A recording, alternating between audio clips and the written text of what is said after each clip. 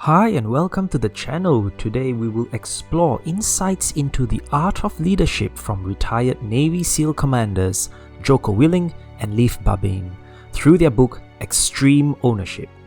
This book shares the key ingredients to not only survive dangerous battles but to also succeed in the corporate world. Lastly, I will reflect on how these teachings can be applied to everyday life. Willink starts the book with a recollection on a major mission in Iraq. He arrived at the scene of a major battle where US Army soldiers were engaged in a fierce gunfight against insurgents held up in a building. These insurgents were no amateurs, and the US Army commander was ready to call in air support to destroy the building. Being the most senior SEAL commander, Willink took in all the information but soon realized something was amiss. He then made his way to the alleged building, only to realize that the insurgents were in fact a SEAL platoon.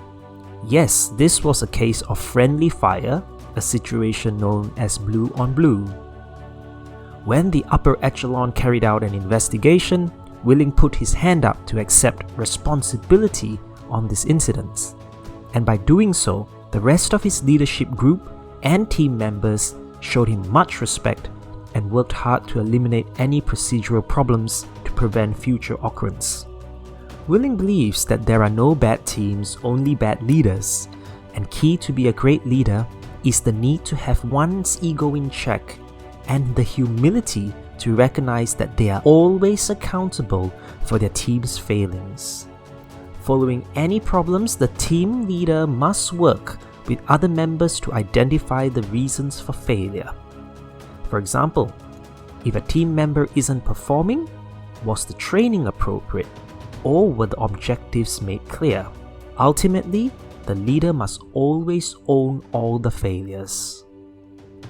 Next is the concept of decentralized command. Any organization will require good leadership structure and allocation. For example, Willink might be the main commander of the operation, but he has many other groups of platoon leaders that take charge of small groups between 6 to 10 members. The allocation of leadership duties is critical for two reasons. One, the mission objectives can be passed on, and each small group can execute based on their skill set and ability. Two, in the moment of crisis, each junior group leader can act decisively based on the overall objectives, without referring to the higher levels of command. In battle, this is exceptionally critical because in case of an emergency, a platoon leader can take decisive action to either engage or retreat strategically. In the corporate world, a section leader may take decisive action to ensure product delivery is met despite system failures, as he is already well prepared for any unexpected hiccups. This leads us to the importance of understanding the why and the concept of prioritize and execute. In battle missions or even business decisions, the leaders must always take time to explain the why to all members of the team. Simple and direct communication is essential. By understanding the reasons behind certain moves, all team members are more likely to be fully engaged and accept the decisions that have been made. Then, based on these main objectives, junior leaders must be encouraged to prioritize and execute. Overthinking can lead to paralysis by analysis. So as long as the actions taken drive towards the main goals and objectives, ignore the minutiae. Communication is also not one way. In fact, decentralized command also encourages junior leaders to lead up the chain, and this is to provide feedback to the upper echelon.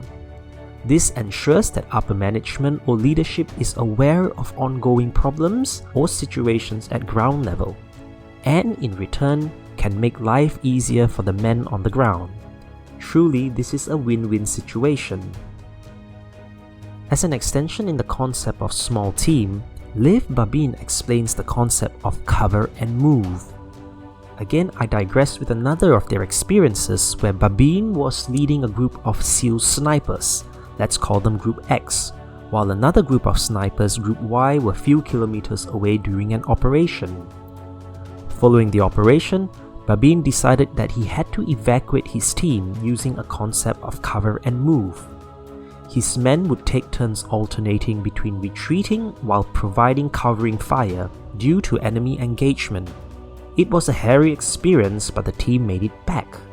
Upon return to base though, one of Babin's lead commanders expressed concern that Babin had actually not carried out the retreat appropriately.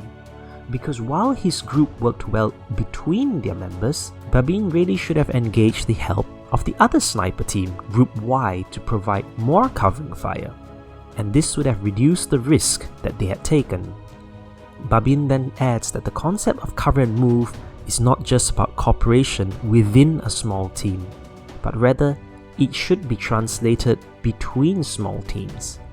The key element here is that everyone within the organization must be aware of the main objectives of an operation, because all moving parts working together will be key to success.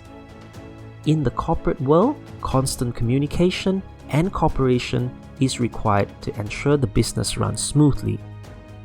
Departments from sales, production, transport, and delivery must work as a well-oiled cog. So the company leader must ensure processes are in place for smooth engagement between the departments. The last key point worth highlighting is the dichotomy of leadership. Some examples include leaders must be confident but must also demonstrate humility.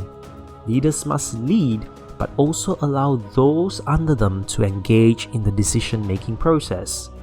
Leaders must be firm but must also demonstrate empathy to their colleagues. Such qualities will engage all parties to account for a higher level of engagement and enthusiasm. Upon reflection, this book highlights so many great leadership qualities that make the Navy SEALs such a respected force, and many of the qualities can be applied to the corporate world. However, how does this relate to the everyday person in day-to-day life? I believe that these principles can be applicable to anyone who seeks change. For example, start by just listing down areas in your life that you are not satisfied with. Then, align it to your life goals. Once this is done, list and prioritize key steps that you can take.